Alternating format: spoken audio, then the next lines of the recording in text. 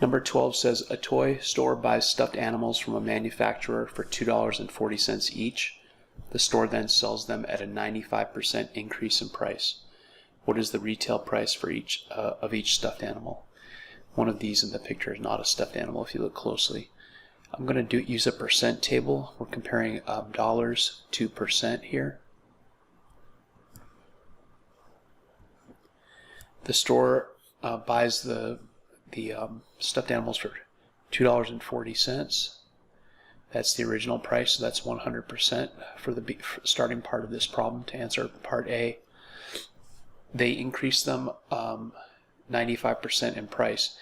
I can find out 95% really easily if I figure out 5%.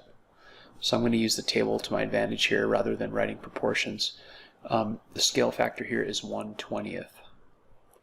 1/20th of 100 is 5. 1/20th of 240 is 12 cents, because a tenth of 240 is 24 cents, and a half of a tenth is a 20th, and so we get 12 cents here represents 5% of the manufacturer's cost. So the reason I found 5% is because if I know 5%, I can figure out 95%. It's just 100 minus 5.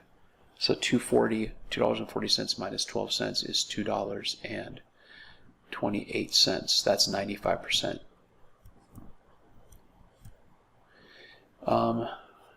The 95% increase in price means I have to increase the original price by 95%. So the 195% price, the retail price, would be the sum of this 240 and this 228, which is 468. If you went straight to 95 and represented the dollar amount with X, or to 195X and used proportions, you get the same result. I just want to show how the table can be used sometimes to make the problem easier. So the retail price is $4.68. Part B says if a customer brings in a coupon for 25% off the retail price, we now know the retail price is $4.68. So I'm going to make another table, percent and dollars, because the starting price now has been redefined. The 100% amount now is the retail price, which is $4.68. Customer brings in a coupon for 25% off, so let's figure out what 25% is. That's easy because it's a fourth of 100, and a fourth of 468 is $1.17. That's the amount that's taken off the price, so we have to subtract that amount from the 468, and we get $3.51, which represents 75%. That'd be the discounted price. So $3.51. Problem 13. Triangle MNR is similar to triangle MBA. This slightly larger triangle and this smaller triangle. Which line segment corresponds to MN? If you understand what we discussed about the similarity statement, you don't even need the picture for this. MN are the first two letters in the similarity statement. MB are the first two letters for this triangle, so the corresponding side here is MB. We can look at the figure and agree with that also. MN is this hypotenuse, so it should be the hypotenuse of the other right triangle, and it is MB. Which line segment corresponds to NR? Well, NR are the last two letters, so BA.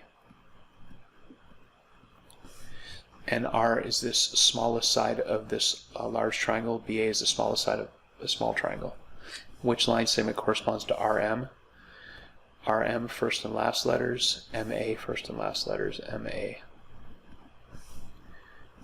RM is this medium-sized leg, and MA is the medium-sized leg of the other right triangle. If angle B equals 70, let's put that dimension on there. Right away I want to put a dimension here because I know if this is 90 and this is 70, that's 160. I need 20 more to get my 180 degrees in my triangle. And I also notice that these are intersecting lines, so I have vertical angles. So these angles must be congruent, which means this angle must be 110, 180 minus 110, so 70. I mean, we knew that was 70 anyway, because angle B, the middle letter, corresponds to angle N, the middle letter. Corresponding angles of similar figures are congruent. So if angle B is 70, what's the measure of angle N? It's also 70. So I didn't really need to do all that figuring out of angle M, but I just couldn't help myself. When I see a angle relationship, I'd like to fill in the dimensions. Problem 14, find the unknown length x. This is a indirect measurement problem. You can sort of imagine this looks like a swamp or something.